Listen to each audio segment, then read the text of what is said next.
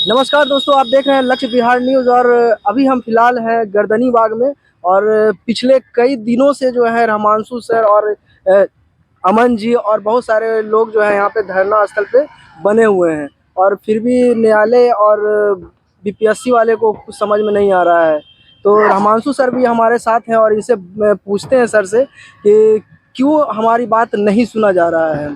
तो सर, हम लोग की बात क्यों नहीं सुना जा रहा है सर? देखिए, दरअसल क्या था ना कि कई बार बात सुनाने के लिए थोड़ा सा जो है प्रभावशाली ढंग से कहना पड़ता है। अभी तक बीपीएससी के साथ क्या हुआ है कि बीपीएससी के सामने जो जो बातें रखी गई हैं तो वो बहुत कम समय के लिए रखी जाती थी, तो वो आदत बना लिए थे।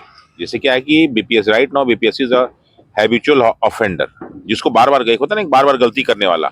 जैसे जब आप अपराधियों के पास जाएंगे ना, कोर्ट में जाएंगे, तो दो तरह के अपराधी होते हैं। एक होता है कि गलती से अपराध हो गया, और एक होता है अपराधी पैदा ही हुआ बार बार गलती करेगा, और जो बार बार गलती करता है उससे मिलेंगे तो कहा जो करना है कर लो। यही आदत बन गई बीपीएससी की। अब यहाँ कंडीशन तक आते आते क्या हुआ कि ये बहुत बड़ी चोरी है। एक होता है ना छोटी चोरी, जी जी। तो छोटी चोरी में कहा हाँ हाँ ले जाओ कोई दिक्कत नहीं। लेकिन जब कोई बड़ी गलती होती है ना, तो उसमें जो है क्या करता है वो पूरा जोर लगा के ऑफेंड करता है। दुर्भाग्य से क्या हुआ कि चोर ने चोरी की, लग गया कि हम नहीं देंगे, लेकिन नहीं मालूम क्या है एसटीएफ वाले बैठे हैं सब, तुमसे लेके ही रहेंगे। तो अब इसमें इनकाउंटर चल रहा है, तो काउंटर इनकाउंटर में थोड़ा सा टाइम लगता है, इसीलिए सारी चीजें चल रही हैं। लेकिन अब हम तुमसे छीनेंगे तो ये वाला तो छीनेंगे ही, अब बाकी जितना पहले सब चुरा रखा वो भी निकालेंगे। तो वो काम इसमें हो रहा है। सर, स्टे क्यों नहीं लग रहा है सर मेंस पे? दरअसल क्या है कि अब तक जितने भी केस हुए हैं, उस केस में जो महत्वपूर्ण केस है उसकी सुनवाई 4 तारीख को है, और उसी में वो तथ्य हैं जो कोर्ट के सामने रखे जाएंगे तो स्टे मिलेगा। अब कोर्ट कई बार स्टे देती है तो दो आधार पे देती है, कई बार ह्यूमैनिटेरियन ग्राउंड पे दे देती है, लेकिन मैक्सिमम टाइम में जो है एविडेंशियल ग्राउंड पे ही देती है। तो अभी ह्यूमैनिटेरियन ग्राउंड पे नहीं दे रही है। क्यों नहीं दे रही है? क्योंकि उसको नहीं लग रहा कि देना चाहिए। लेकिन जब हम एविडेंशियल ग्राउंड पे जाएंगे तो उससे हम स्टे ले लेंगे। तो मुझे विश्वास है कि जो 4 मार्च के पास सुनवाई होने वाली है, उसमें हो सकता है 1-2 दिन लगे, बट उसमें 100% है कि स्टे मिलेगा ही। और स्टे मिलने का मतलब कि हम लोग अपना 50% केस जीत चुके हैं। सर, हमारा केस जो है पूरा मजबूत है ना सर? देखिए, अभी तक क्या था ना कि जब पहला केस हुआ था तो उसमें कुछ चीजें थी, क्योंकि केस समय के साथ आगे बढ़ा है और उसमें नए नए केस आए हैं और नए नए एविडेंस जुड़े हैं। तो जो एविडेंस हम देने वाले थे उसमें बहुत सारे एविडेंस ऐसे थे जो ऑलरेडी जो है लोकल एडमिनिस्ट्रेशन के पास और बीपीएससी के पास थे। तो जब आप उससे कहेंगे तो कहेगा कि भैया हम नहीं देंगे, कोई हमारा डीएम जैसा रिपोर्ट देगा उस हिसाब से करेंगे।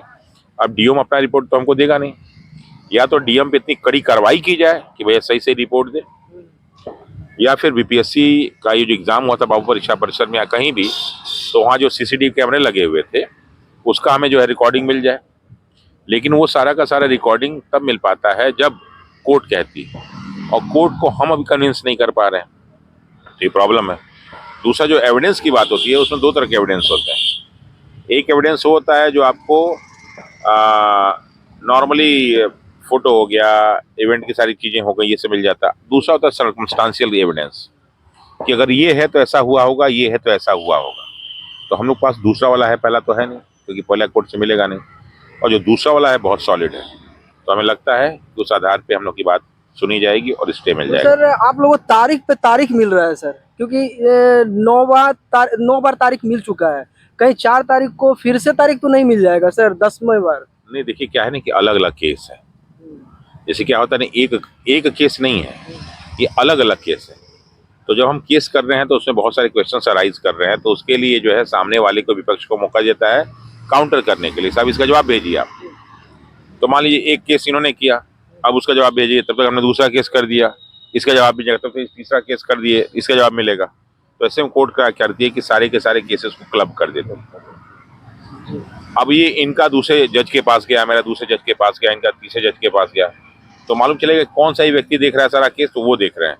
तो ये कहेगा साहब उसमें क्लब किया जाता है, वो कहेगा उसमें क्लब किया जाता है, वो कहेगा उसमें क्लब किया जाएगा। तो यही इसमें हुआ है, इसलिए टाइम लगा है, बाकी एक व्यक्ति से बार बार नहीं हुआ ऐसा। सर, सुनने में आ रहा है कि महाकुंभ छात्रों का फिर से लगने वाला है क्या? उस पर नहीं थोड़ा कुछ बोल देते हैं। नहीं नहीं, महाकुंभ लगने वाला था, लेकिन हम लोगों ने थोड़ा सा उसको महाकुंभ समाप्त हो गया है, तो कल हम लोग रोजा इफ्तार की पार्टी यहाँ रखे हुए हैं। दरअसल क्या है कि हम लोग के ग्रुप में हर धर्म, हर वर्ग, हर जाति, हर क्षेत्र के लोग हैं। जो भी पढ़ने लिखने वाले लड़के हैं, चाहे कहीं के भी, सब जुड़े हुए हैं। तो उसमें जब हम लोग की सरस्वती पूजा हो रही थी तो उसमें हम लोग जेल में थे जी। तो बहुत सारे ऐसे बच्चे थे, तो बहुत सारे बच्चे मुस्लिम कम्युनिटी के भी थे। लेकिन हम लोग के साथ सबसे बड़ी चीज़ क्या है ना कि आप यहाँ किसी को मिलेंगे तो किसी का नाम नहीं जानेंगे, कौन किस जाति का है आप नहीं नाम है, वो तो पत्रकार सब नाम बताते हैं। वरना आपको नहीं मालूम कि अमन किस जाति, अमन को पहले नहीं मालूम रमान सर किस जाति के हैं, रमान सर को नहीं मालूम कि किस जाति के हैं। ये तो पत्रकार और ये प्रिंट मीडिया ये सब लिख देती है, ये इनके क्षेत्र को लिख देती है। हम लोग कभी नहीं पूछे कि तुम कहाँ के हो, हम कहाँ के, फलाने कहाँ के, धमाके का, ये नहीं पूछते। तो बहुत सारे मुस्लिम बच्चे थे जो सरस्वती पूजा को बढ़िया से इवेंट ऑर्गेनाइज की, और हम लोग नहीं थे तो बहुत दुखी थे सब। तो चाहते थे कि कुछ ना कुछ ऐसा और अच्छा हो। तब तक ये रोजे शुरू होने वाले, रमजान का महीना शुरू हो जाएगा कल से। तो हुआ कि रोजा इफ्तार की जो पहली पार्टी होगी हम लोग एक साथ करेंगे। तो कल जो है हम लोग एक साथ बैठ के रोजे खोलेंगे सब। तो कल महाकुंभ ना होके वो रोजा इफ्तार का जो है कार्यक्रम चलेगा। सर जैसे आप और में हमारे साथ अमन जी हैं और इनसे भी जानते हैं कि क्या अमन जी री एग्जाम अब लेके ही यहाँ से जाएंगे क्या? बैठे हुए हैं और चले हैं मंजिल को पाने को, तो डर कैसा। देख रहे हैं ना कितना बर्बरता हुआ है बच्चों पर, छात्रों पर, शिक्षकों पर। तो हम लोग तो री एग्जाम के लिए बैठे हैं, री एग्जाम ही लेंगे ना। री एग्जाम ये दे कल उठ जाएंगे, हम लोग को शौक थोड़ी है गर्दनी बाग में बैठने के लिए। और री एग्जाम इनको देना पड़ेगा चाहे जैसे दे, री एग्जाम तो इनको देना होगा। और सर ने बहुत अच्छा बात कहा है कि अगर हम यहाँ होली मना लेते हैं तो वाकई में ये सरकार दिवाली नहीं मना पाएगी, क्योंकि आज जब बीपीएससी 17वीं की बात होती है तो स्वायत्त संस्था हो जाती है संसद। मैं बस इतना कहता हूँ कि बच्चों को बरगलाने का काम न करें। हम पढ़ने वाले छात्र हैं सर, हम आपके तरह ऐसे लोग नहीं है जिसको एक एप्लीकेशन नहीं लिखने आता है, जिसको बिहार नहीं लिखने आता है, इस्तीफा नहीं लिखने आता है। हम वैसे नेता और मंत्री नहीं है, हम पढ़ने वाले छात्र हैं और लड़ने वाले छात्र हैं। हम तलवार नहीं उठा रहे हैं, बंदूक नहीं उठा रहे हैं, हम कलम उठा रहे हैं। और चाहे तो कलम से आपका इतिहास लिख देंगे, और हम ही इतिहास लिखेंगे आपका, इतना याद रखिएगा। तो हम लोग नहीं डरते हैं साहब इन लोगों से, और री एग्जाम होगा। और मैं आपको पूरी तरह से आश्वस्त करता हूं कि 4 तारीख को वर्डिक्ट आएगा, बच्चों के पक्ष में आएगा। लेकिन ये भी कहता हूं अगर नहीं आया फिर तो आप क्या कीजिएगा?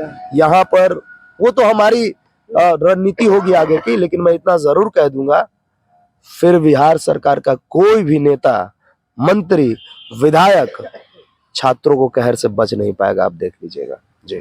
बहुत बहुत धन्यवाद अमन जी, और सर को भी बहुत बहुत धन्यवाद सर मेरे चैनल पे आने के लिए। तो आप देख रहे थे लक्ष्य बिहार न्यूज़।